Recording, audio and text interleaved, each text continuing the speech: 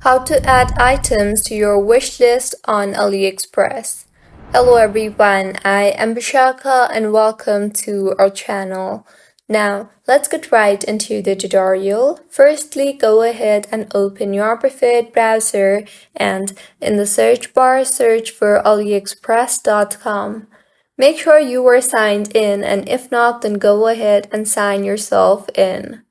Now, to add items to your wish list on AliExpress, scroll through and search for the item you want to add to your wish list and tap on that. Once you have opened the product, you will see the heart icon below the Add to Cart button.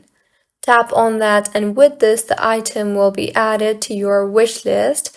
And now, to view your wish list, tap on your account name on top of your screen, and further in the drop-down menu that appears, tap on the wish list option. And now, in the interface that you will be led to, you will be able to view your wish list.